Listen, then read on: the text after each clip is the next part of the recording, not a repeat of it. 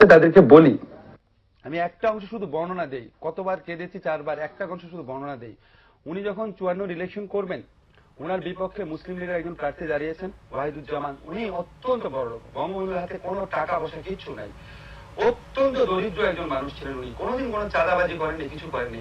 উনি যখন ইলেকশন করতে গেছেন, গরিব লোক কুড়ে ঘর থেকে বেরিয়ে এসে ওনাকে টাকা পয়সা দিত। একটা ঘটনা আছে, একটা গ্রামের মহিলা, সে আপনার ঘন্টার পর ঘন্টা দাঁড়িয়েছিল, খুবই গরিব বৃদ্ধ মহিলা, এবং বঙ্গবন্ধু যাওয়ার পথে ওনাকে হাত ধরে টেনে নিয়ে বলেছে, বাবা আমার এই কুড়ে ঘরে তোমাকে একটু বসতে হবে।